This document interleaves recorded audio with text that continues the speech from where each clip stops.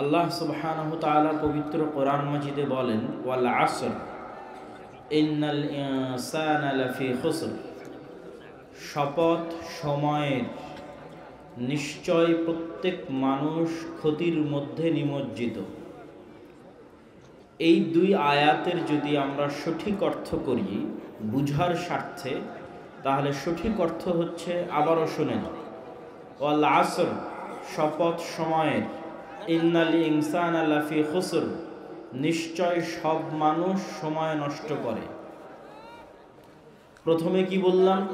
প্রথমে বললাম শপথ সময়ের, নিশ্চয় সব মানুষ ক্ষতিগ্রস্ত। এখন কি বললাম? শপথ সময়ের, নিশ্চয় সব মানুষ সময় নষ্ট করে। ইল্লাল্লাযীনা আমানু ওয়া আমিলুস সালিহাত, তবে সময় নষ্ট করে না, সময় নষ্ট করে না শুধুমাত্র যারা ঈমান আনয়ন করেছে, যারা সৎ কাজ করেছে, পরস্পরকে সত্যের দাওয়াত দিয়েছে, ধৈর্যের দাওয়াত দিয়েছে। আর এই কথাটুকু যে সত্য, আমি যে অনুবাদটুকু করছি বা যে ব্যাখ্যাটা দিচ্ছি, তার প্রমাণে আরেকটি আয়াত আপনার সামনে পেশ করি। আল্লাহ সুবহানাহু ওয়া তাআলা পবিত্র কোরআন মাজিদে বলছেন, কাআন্নাহুম ইয়াওমা ইয়ারাউনাহা লাম ইয়ালবাসু ইল্লা আশিয়াতান আও দুহাহা, কঠিন কিয়ামতের মাঠে মানুষেরা দেখবে, আপনি দেখবেন, আমি দেখব, সবাই দেখবেন। কি দেখবেন?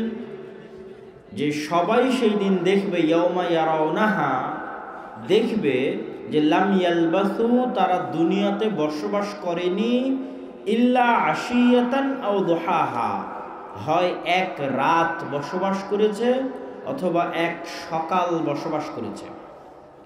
আবারও বলি, আপনাদের অনেকে এখানে উপস্থিত আছেন যাদের বয়স 20, 30, 40, 50, 60, 70।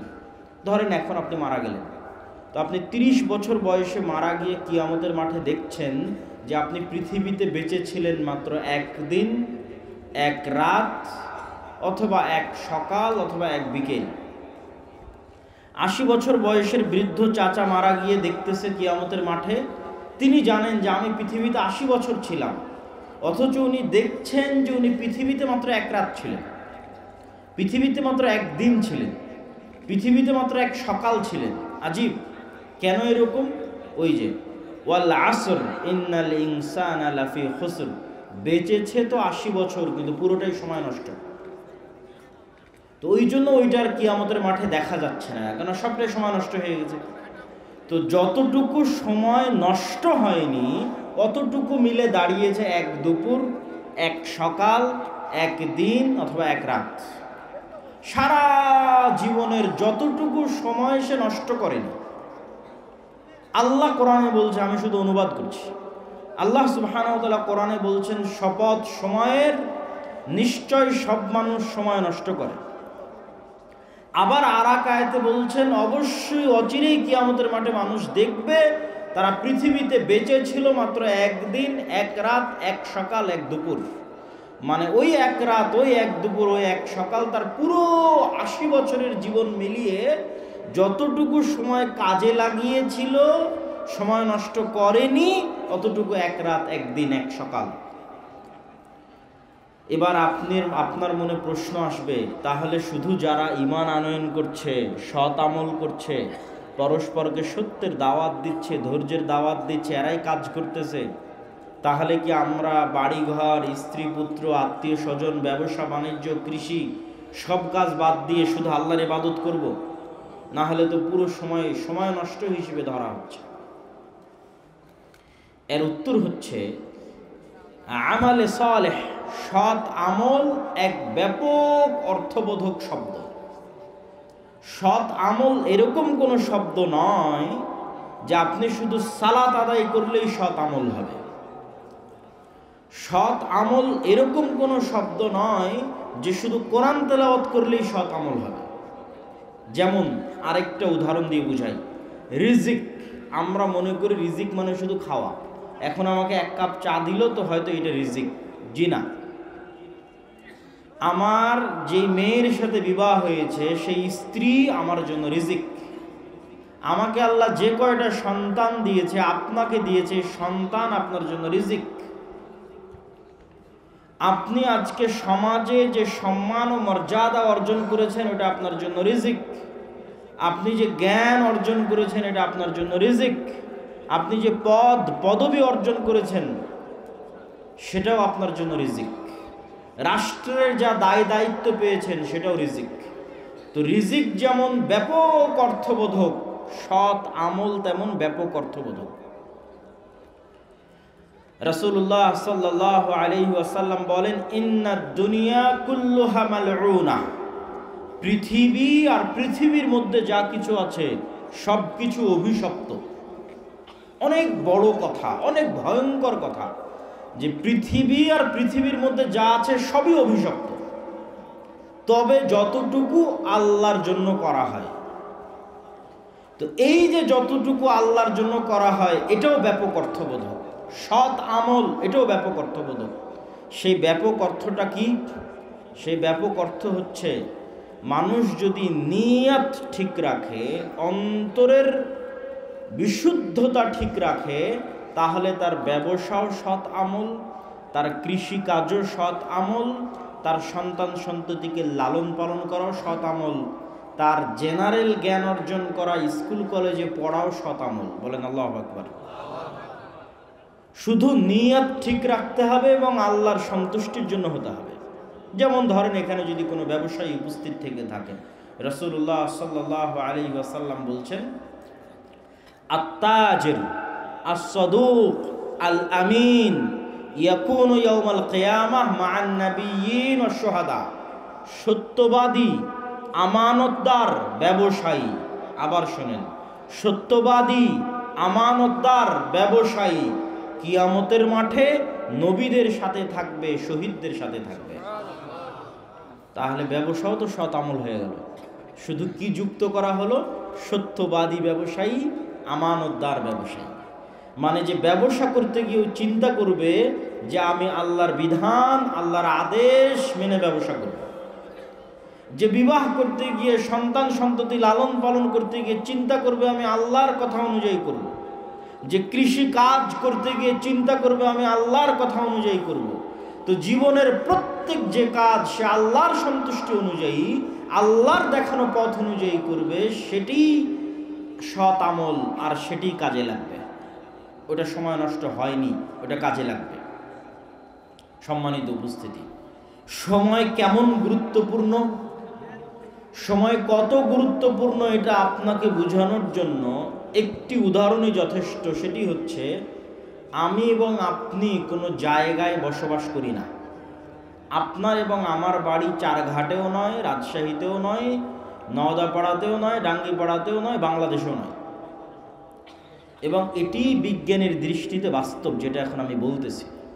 আমার এবং আপনার বাড়ি হচ্ছে যেই সালে জন্মগ্রহণ করেছি আর যেই সালে মৃত্যুবরণ করব, এই সময়টুকুর মধ্যে আমরা বসবাস করি। তার কারণ, এই চারঘাটের মাটিতে আজ থেকে 500 বছর আগেও মানুষ ছিল না? ছিল না? ছিল। তো ওরা যদি চারঘাটেই বসবাস করবে, তো আজ নাই কেন? তার মানে ওরা আসলে চারঘাটে বসবাস করেনি, সময়ে বসবাস করেছে। একটা নির্দিষ্ট সময়ে আল্লাহ তাদেরকে পাঠিয়েছিলেন, ওই সময় চলে গেছে, তারাও চলে গেছে। তো আমরাও এক নির্দিষ্ট সময় নিয়ে পৃথিবীতে এসেছি, এই নির্দিষ্ট সময় চলে যাবে, আমরাও চলে যাব। আর আল্লাহ সময়ের শপথ এমনি করেননি। ওয়াল আসর, শপথ সময়ের শপথ এমনি করেন। সময় জিনিসটা অতি গুরুত্বপূর্ণ, এই জন্য সময়ের শপথ করা আছে। এবং সময় আল্লাহর আশ্চর্যজনক সৃষ্টিগুলোর একটা সৃষ্টি।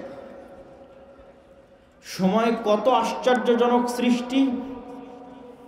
সময়ের আশ্চর্যজনকতা যদি আপনি বুঝতে চান, তাহলে এতটুকু বুঝতে হবে যে সময় আপেক্ষিক।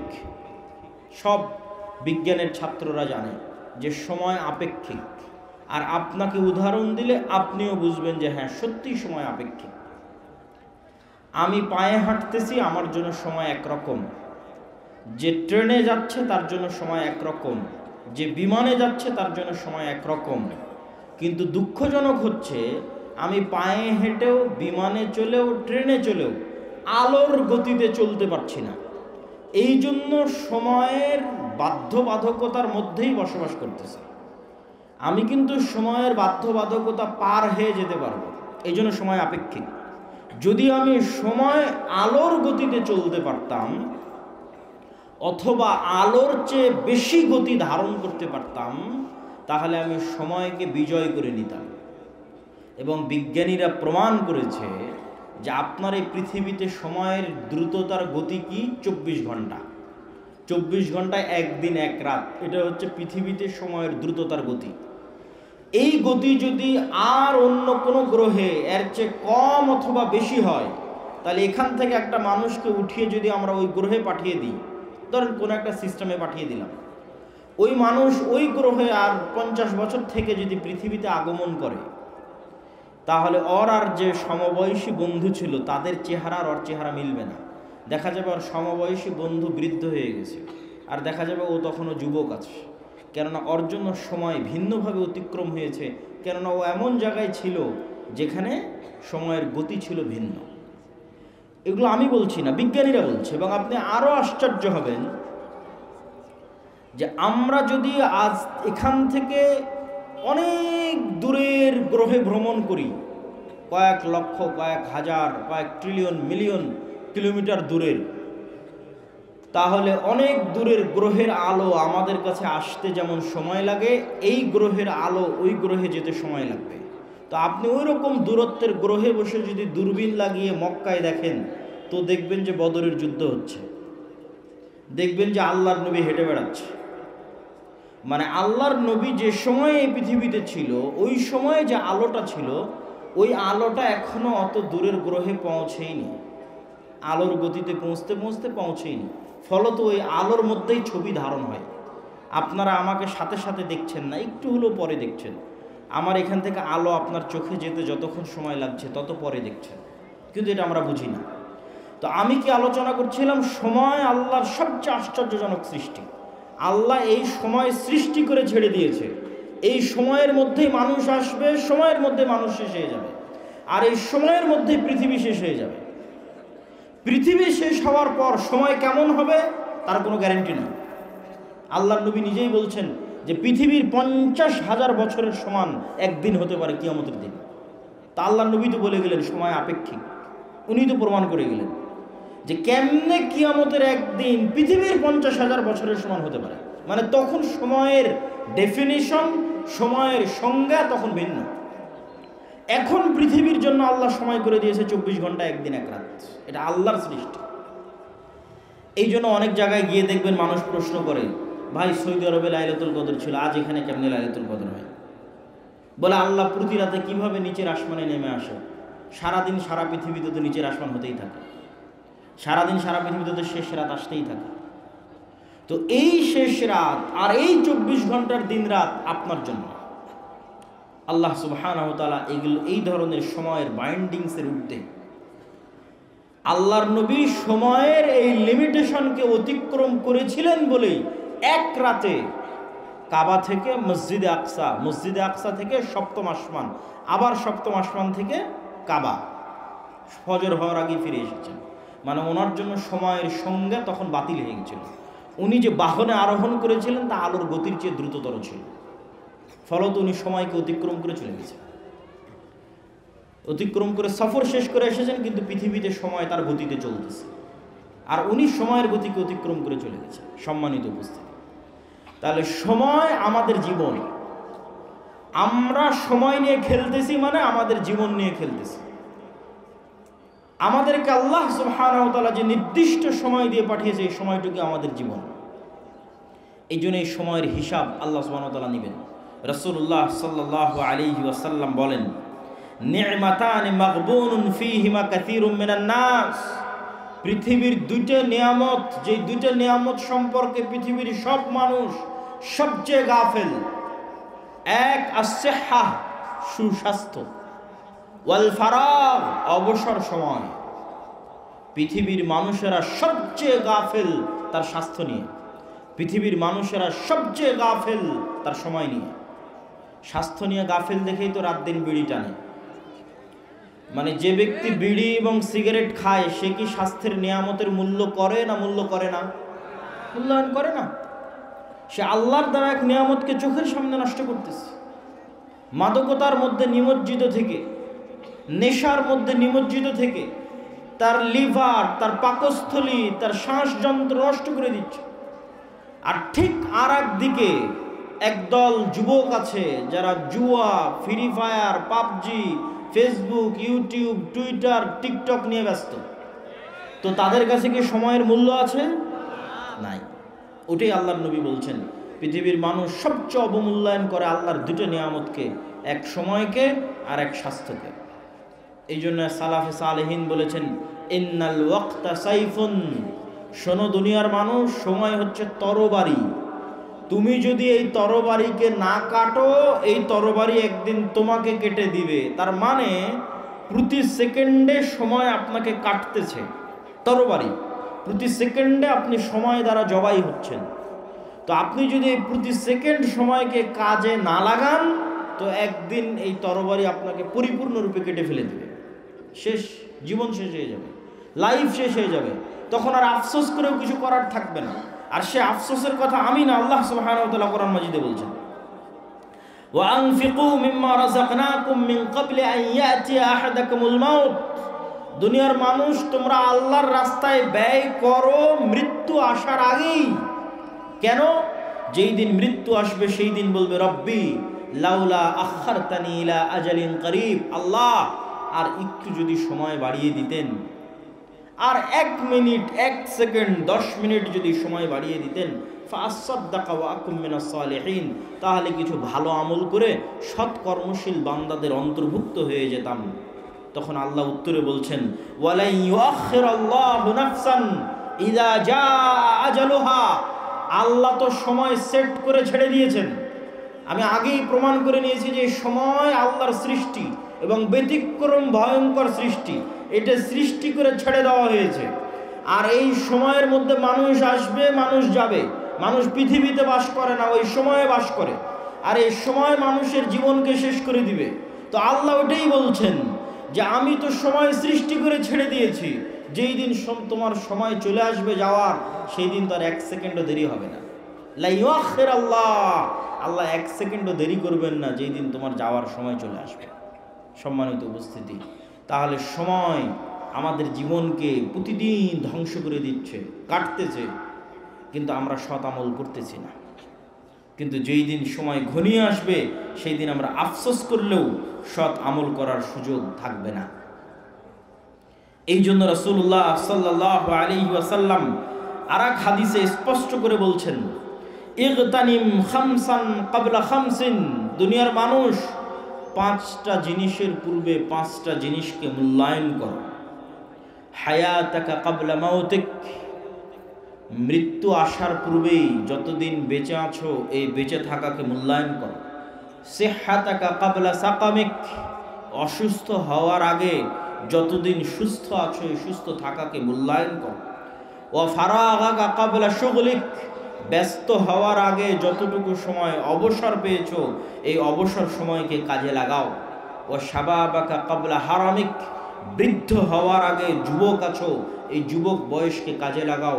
ওয়া গিনাকা ক্বাবলা ফাকরিক, দরিদ্র হয়ে যাওয়ার আগে হাতে কিছু টাকা পয়সা আছে, এই টাকা পয়সা, এই সামর্থ্যকে মূল্যায়ন করো। সম্মানিত উপস্থিতি, আল্লাহ সুবহানাহু ওয়া তাআলা যে 24 ঘন্টা সময় দেন, আজকের দিনেও যে 24 ঘন্টা সময় দিয়েছেন, চারঘাটের একজন রিক্সা চালককে দিয়েছেন, চারঘাটের আজকের অনুষ্ঠানের সভাপতি, প্রধান অতিথি, প্রধান বক্তা, তাদেরকেও দিয়েছেন। আজকে কেউ 24 ঘন্টার কম সময় পেয়েছেন? কেউ পেয়েছেন 24 ঘন্টার কম সময়? এটা আল্লাহ করেন না। আল্লাহ নেয়ামত সবাইকে দিয়েছেন 24 ঘন্টা। আর এই 24 ঘন্টার মধ্যে সবচেয়ে দামি, সবচেয়ে গুরুত্বপূর্ণ সময় হচ্ছে সকাল। সবচেয়ে দামি, সবচেয়ে গুরুত্বপূর্ণ সময় কখন? রাসূলুল্লাহ সাল্লাল্লাহু আলাইহি ওয়াসাল্লাম বলেন, ইন্নাল্লাহা জাআলা লিহাদিহিল উম্মাতা আল বারাকাতা ফি বুকুরিহা, আল্লাহ আমার উম্মতের জন্য বরকত রেখেছেন সকালে। আল্লাহর নবী বলেন, আল্লাহ আমার উম্মতের জন্য বরকত রেখেছেন সকালে। আমি যুবক এবং ছাত্রদের উদ্দেশ্য করে বলতে চাই, তোমরা এখান থেকে উঠে গিয়ে গুগলে সার্চ করো, চ্যাট জিপিটিতে সার্চ করো, আজকের বিশ্বের যারা টপ লেভেলের ধনী, আজকের বর্তমান বিশ্বের যারা সবচেয়ে সাকসেসফুল মানুষ, তারাও তাদের জীবনী ঘেটে দেখো তারা কখন ঘুম থেকে উঠে। দেখবা 90%-এরও বেশি সফল মানুষ সকালে ঘুম থেকে উঠে। আর আমাদের মুসলমানেরা, বিশেষ করে যুবক এবং ছাত্ররা, ঘুম থেকে উঠতে উঠতে রাত 10টা, সকাল 10টা 11টা। কেননা ঘুমিয়েছেই তো, ফোন চালাতে চালাতে ঘুমিয়েছে কয়টায়? 2টে 3টে, অথবা জুয়া খেলতে খেলতে ঘুমিয়েছে রাত 2টে রাত 3টে। যখন ফজরের আজান হয় তখন ঘুমাতে যায়। বলেন নাউজুবিল্লাহ। তাহলে সারা দিনের সবচেয়ে বরকতময় সময় ঘুমিয়ে কাটায়।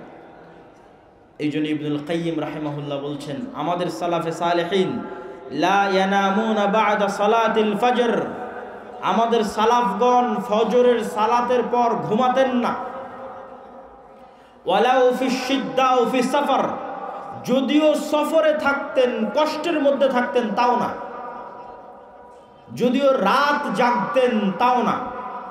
তাহলে রাত জাগলে কি করতেন, সফরে থাকলে কি করতেন? দেখেন উনি সমাধান দিচ্ছে, বলছে ইয়ান্তাজিরুনা ইলা তুলুইশ শামস, যদি খুব কঠোর পরিশ্রম করে রাত জেগেছে, ঘুমাতে হবে, কিছু করার নাই। সারা রাত সফর দিয়েছে, ঘুমাতে হবে, কিছু করার নাই। তো তখনও তারা অপেক্ষা করতেন সূর্য ওঠা পর্যন্ত, কষ্ট করে হলেও সূর্য ওঠা পর্যন্ত জেগে থাকতেন। সূর্য উঠলে তারপরে ঘুমাতে যেতেন, কেননা সূর্য ওঠার আগ পর্যন্ত এই সময়ে কি অবতীর্ণ হচ্ছে? কথা বলে না যে কি অবতীর্ণ হচ্ছে? বরকত অবতীর্ণ হচ্ছে। এই জন্য সালাফে সালেহিন সূর্য উঠা না পর্যন্ত সফরে থাকলেও তারা ঘুমাতেন না। আমরা মুসলমানেরা আজকে এত পিছিয়ে, এত অবহেলিত, তার সবচেয়ে বড় কারণগুলোর একটা বড় কারণ হচ্ছে, একে তো মুসলমানদের কাছে সময়ের কোনো মূল্য নাই। পৃথিবীর সবচেয়ে বেশি সময় নষ্ট করার মতো সময় আছে মুসলমানদের কাছে, আর বাংলাদেশের বাঙালিদের কাছে তো আরও বেশি। শেখ আব্দুর রাজ্জাক বিন ইউসুফ কিন্তু এমনি বলেন না যে আপনারা ওই রাস্তাঘাটে বসে আড্ডা পিটিয়েন না, মানে যার সময়ের দাম নাই সেই রাস্তাঘাটে বসে আড্ডা পিটে। আর আমি ইংল্যান্ডে দেখেছি, ইউরোপে দেখেছি যে আড্ডা বলতে কি, বই পড়া। আপনি ট্রেনে সফর করবেন তাও দেখবেন মানুষ বই পড়ছে, এয়ারপোর্টে বিমানবন্দরে যাবেন বিমানে দেখবেন তাও মানুষ বই পড়ছে। আর গোটা বাংলাদেশ ঘুরলেও আপনি কোনো মানুষের হাতে বই পাবেন না যে বাহিরে কেউ কোথাও বই নিয়ে বসে আছে। বরং সব জায়গায় চলতেছে গীবত, আড্ডা, নিন্দা। আর গণতান্ত্রিক রাজনীতি এত জঘন্য, এত নিকৃষ্ট যে মানুষকে গীবত করাই শেখায়। আর আমাদের আলেম ওলামা এবং দিনী ভাইদের জন্য আরো বড় অ্যালার্মিং, আরো বড় ভয়ঙ্কর অ্যালার্মিং, যে যারা দিনের কথা বলে, কোরআনের কথা বলে, হাদিসের অনুসারী বলে নিজেদের দাবি করে, তারাও গল্পে বসলে একটা কোরআনের আয়াত নিয়ে গল্প করে না, একটা আল্লাহর নবীর হাদিস নিয়ে গল্প করে না। এরাও গল্প করে কোন বক্তা কি বলল, কে কার বিরুদ্ধে লেগে গেল। যে সবাই সময় নষ্ট করতেছে, কেউ প্রোডাক্টিভ কিছু করতেছে না, যেই কাজ দিয়ে দেশ ও জাতির কোনো উপকার হবে এটা কেউ করতেছে না। তাহলে আপনার জাতি উন্নত হবে কিভাবে? সম্মানিত উপস্থিতি, ফজর এবং সকাল যে অতি গুরুত্বপূর্ণ, অতি প্রয়োজনীয়, সে সম্পর্কে পবিত্র কোরআনের কিছু আয়াত আপনাদের সামনে তুলে ধরতে চাই। যে আল্লাহ সুবহানাহু ওয়া তাআলা শুধু সকালকে লক্ষ্য করে কতগুলো আয়াত বলেছেন। ওয়াল ফজর ওয়া লায়ালিন আশর, সূরা ফজর শুরু করছেন আল্লাহ যে শপথ সকালের, শপথ ফজরের। আল্লাহ সুবহানাহু ওয়া তাআলা আরেক জায়গায় বলেন ওয়াদ-দুহা, শপথ সকালের। আর এক আয়াতে আল্লাহ সুবহানাহু ওয়া তাআলা বলেন ওয়াস-সুবহি ইযা তানাফফাস, শপথ সকালের, যখন সকাল প্রস্ফুটিত হয়। আর এক আয়াতে আল্লাহ সুবহানাহু ওয়া তাআলা বলেন ওয়ান-নাহারি ইযা তাজাল্লা, শপথ সকালের, শপথ দিনের শুরুর, যখন দিন প্রজ্বলিত হয়। আর অসংখ্য আয়াতে আল্লাহ সুবহানাহু ওয়া তাআলা সকালের শপথ করেছেন, ফজরের শপথ করেছেন, দিনের শুরুর শপথ করেছেন। আর এটা শুধু কোরআন এবং হাদিস দিয়ে জানার বিষয় নয়। আপনি যদি পৃথিবী পরিচালনায় আল্লাহর মূলনীতি দেখেন, পৃথিবী পরিচালনায় আল্লাহর মূলনীতি, যে আল্লাহ কেমনে পৃথিবী চালায়, আল্লাহর সিস্টেমটা কি, তাহলে আপনি দেখবেন ফুল কখন ফোটে? সকালে। আপনি এটা আল্লাহ সিস্টেম করে দিয়েছে যে ফুল ফুটবে সকালে। আপনি আল্লাহর পরিচয়, পৃথিবী পরিচালনার সিস্টেম যদি দেখবেন পাখি, মোরগ, মুরগি এরা সব সকালবেলা ডাকতেছে। তো এরকম প্রকৃতির দিকে যদি আপনি গভীর থেকে গভীর দৃষ্টি দেন, দেখবেন আল্লাহ প্রকৃতি সাজিয়েছে এভাবে যে সারা প্রকৃতি সকালে জেগে যায়। তো যেখানে সারা প্রকৃতি সকালে জাগতেছে, আপনি নিশ্চিত থাকেন আপনার শরীরের ব্লাড সার্কুলেশন, আপনার ব্রেনের কার্যক্ষমতা ওভাবেই জাগে। আপনি বিজ্ঞানীদের কাছে যান, ডাক্তারের কাছে যান, যে চন্দ্রের উত্থান পতনের সাথে মানুষের রক্তের উত্থান পতন হয় কিনা, সকাল, সন্ধ্যা এবং রাতের সাথে মানুষের ব্রেন এবং রক্ত কাজ করে কিনা, ডাক্তারেরা আপনাকে সহমত জানাবে যে হ্যাঁ, মানুষেরও প্রাকৃতিকভাবে মানুষের শরীরের রক্ত, মানুষের ব্রেন সকালে বেশি প্রোডাক্টিভ থাকে। তো সারা পৃথিবী সকালে জাগিয়ে রেখেছে আল্লাহ, আপনার শরীরকেও জাগিয়ে রেখেছে সকালে। কিন্তু আপনি জোরপূর্বক সকালে ঘুমাচ্ছেন। আপনি যদি ব্যর্থ না হন, আপনি যদি অসফল কাম না হন, আপনি যদি আপনার জীবনে আনসাকসেসফুল না হন, গরিব না থাকেন, দরিদ্র না থাকেন, অনুন্নত না থাকেন, তাহলে পৃথিবীতে আর কেউ গরিব, দরিদ্র, অনুন্নত থাকবে না। আর যদি আপনি সকালকে একবার কাজে লাগানো শুরু করেন, একবার, যে কোনো ছাত্র, যে কোনো ব্যবসায়ী, যে কোনো কৃষক যে বলবে যে না আমি ফজরের সালাতে উঠব এবং ফজরের পরের এই সময়কে কাজে লাগাবো, তাকে ধনী হতেই হবে। এটি নিয়ম পৃথিবীর। আল্লাহ সুবহানাহু ওয়া তাআলা বলেন, ফাইদা কুদিয়াতিস সালাত ফান্তাশিরু ফিল আরদ ওয়াবতাগু মিন ফাজলিল্লাহ। যখন সালাত আদায় শেষ হয়ে যায়, ফজরের সালাত, ফরজ সালাত, যখন সালাত আদায় শেষ হয়ে যায়, তোমরা আল্লাহর জমিনে ছড়িয়ে পড়ো আর আল্লাহর দয়া অনুসন্ধান করো। আবারও শুনেন, তোমরা আল্লাহর জমিনে ছড়িয়ে পড়ো, আল্লাহর দয়া অনুসন্ধান করো। ওই যে একটা ধানের বীজ বপন করেছেন, ওখান থেকে গাছ উৎপন্ন হচ্ছে, এটা আল্লাহর দয়া। পৃথিবীর প্রত্যেক ইঞ্চি জায়গায় আল্লাহর দয়া ছড়িয়ে ছিটিয়ে আছে। পৃথিবীর এমন কোনো জায়গা যেখান থেকে 1 টাকা হালাল উপায়ে অর্জন করা যাবে, ওই 1 টাকা আল্লাহর দয়া, ওইটা আল্লাহ অনুসন্ধানে বেরিয়ে পড়তে বলেছেন। ফজরের সালাতের পর আল্লাহ সুবহানাহু ওয়া তাআলা ঘুমাতে বলেননি। অতএব হে যুবক ভাইয়েরা, হে চারঘাটের মানুষেরা, আপনাদের যে লাইফ স্টাইল, জীবনের যে ধরন, এটা আপনার স্বাস্থ্যকে ধ্বংস করছে, আপনার শরীরকে ধ্বংস করছে, আপনার সময়কে নষ্ট করছে, আপনাকে গরিব বানিয়ে দিচ্ছে। এই সময়কে আপনাকে কাজে লাগাতে হবে। এই পুরো 24 ঘন্টার সময়ের মধ্যে সকালের পরের দ্বিতীয় গুরুত্বপূর্ণ সময়, একটা গুরুত্বপূর্ণ সময় আপনাদের সামনে আলোচনা করলাম সকাল, আর একটা দ্বিতীয় গুরুত্বপূর্ণ সময় হচ্ছে রাতের শেষ ভাগ। আল্লাহ সুবহানাহু ওয়া তাআলা যদি পৃথিবীতে কাউকে বড় থেকে বড় সফলতা দান করতে চান, যে বড় থেকে বড় সফলতা আল্লাহ দান করবেন, তাহলে রাতের সালাত, রাতের শেষ অংশের সালাতের কোনো বিকল্প নাই, যাকে বলে তাহাজ্জুদের সালাত। একটা দলিল দিয়ে এই পয়েন্টের আলোচনা শেষ করব। আল্লাহ সুবহানাহু ওয়া তাআলা রাসূল সাল্লাল্লাহু আলাইহি সাল্লামকে বলছেন কোরআনে, ওমিনাল লাইলি ফাতাহাজ্জাদ বিহি নাফিলাতাল লাক আসা আইয়াবআসাকা রাব্বুকা মাকামান মাহমুদা। হে মুহাম্মদ বলেন সাল্লাল্লাহু আলাইহি ওয়াসাল্লাম, আপনি অবশ্যই রাতের শেষ অংশে সালাত আদায় করুন। আপনি অবশ্যই রাতের শেষ অংশে অল্প হলেও সালাত আদায় করুন। আসা ইয়াবআসাকা রাব্বুকা মাকামান মাহমুদা। এই সালাতের মাধ্যমেই আপনার প্রতিপালক আপনাকে শ্রেষ্ঠতম মর্যাদা দান করবেন। তো আমাদের নবী মুহাম্মদ সাল্লাল্লাহু আলাইহি ওয়াসাল্লামকে আল্লাহ অনেক বড় সম্মান দিবেন। তো ওই সম্মান দেওয়ার জন্য, সম্মান পাওয়ার যোগ্য হওয়ার জন্য আমাদের নবীকে আল্লাহ বলছেন যে আপনি রাতের শেষ অংশে সালাত আদায় করুন। আগের যুগের মুসলমানদের পায়ের নিচে রোমান সাম্রাজ্য আর পারস্য সাম্রাজ্যের মতো বড় বড় সাম্রাজ্য এমনি ধুলায় ধূসরিত হয়ে যায়। তাদের কাছে ছিল কোরআনের শক্তি, তাদের কাছে ছিল রাতের শেষ অংশের সালাতের শক্তি, রাতের শেষ অংশের সালাতের চোখের পানির শক্তি এবং পাওয়ার তাদের কাছে ছিল। এবং ফজরের পরে না ঘুমানো বরকত তাদের কাছে ছিল, কোরআনের সাথে কানেক্টিভিটি তাদের কাছে ছিল। আমাদের কাছে কি আছে? আমরা জীবন যাপন করছি, ঘুম থেকে উঠছি এবং ঘুম যাচ্ছি পশুর মতো। তারপরেও যে আল্লাহ সুবহানাহু ওয়া তাআলা আমাদেরকে বাঁচিয়ে রেখেছেন, এই অবস্থায় রেখেছেন, আল্লাহর শুকরিয়া। কিন্তু আমাদের ওইরকম কোনো যোগ্যতাই নাই। আমরা ঘুম থেকে উঠছি পশুর মতো, ঘুমাতে যাচ্ছি পশুর মতো। সম্মানিত উপস্থিতি, আমরা আলোচনা করছিলাম সময়ের গুরুত্ব সম্পর্কে। এবার এই সময়ের গুরুত্বের শেষ পয়েন্ট, তারপরে আমার বক্তব্যের দ্বিতীয় অংশে চলে যাব, ইসলামী রাষ্ট্র। সময়ের গুরুত্বের শেষ পয়েন্ট হচ্ছে সময়কে আপনি কাজে লাগাবেন কিভাবে। এর ওপর আজকের আধুনিক বিশ্বে অসংখ্য বই পুস্তক তৈরি হয়েছে, যার নাম দিয়েছে ইংরেজিতে টাইম ম্যানেজমেন্ট, সময়কে ম্যানেজ করা। তো অসংখ্য বুদ্ধি, উপায়, কৌশল সব দেওয়া আছে।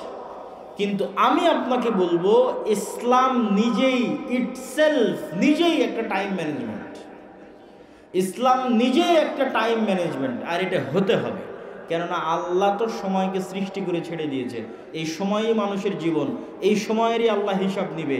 এই সময়ের মধ্যে মানুষ হারিয়ে যাবে। মহাকালের গর্ভে হাজার হাজার লক্ষ লক্ষ কোটি কোটি মানুষ হারিয়ে গেছে, আবার মহাকালের গর্ভে আমরা হারিয়ে যাবো। এই মহাসময়ই তো সব কিছু। তো এই জন্য সময়ের গুরুত্ব তো ইসলামে থাকবেই। তারপর আপনাদের বোঝানোর সুবিধার্থে বলি, ইসলামের কোন ইবাদতটা সময়ের সাথে সম্পৃক্ত নয়? আপনি নিজে বসে থেকে এখন চিন্তা করেন যে ইসলামের কোন ইবাদতটা টাইমের সাথে রিলেটেড নয়। যেমন 5 ওয়াক্ত সালাত, এটা কি সময়ের সাথে সম্পৃক্ত না সম্পৃক্ত না? না এমনি এক সময় উঠে একবারে 5 ওয়াক্ত সালাত আদায় করে নিলাম, যে হয়ে গেল? এইটা কিন্তু হবে না। যে আমি ঠিক আছে এখন 10টা বাজে, এই 10টার সময় 5 ওয়াক্ত সালাত সমান যতগুলো রাকাত হয় তার সব একবারে পড়ে নিলাম, সারাদিনের নামাজ শেষ। এরকম কোনো ফতোয়া আছে? তাহলে প্রত্যেক সালাতের নির্দিষ্ট সময় আছে না? প্রত্যেক সালাতের সময় আছে, মানে ওই সময়টা তো চলে যাচ্ছে, সেভ হয়ে যাচ্ছে।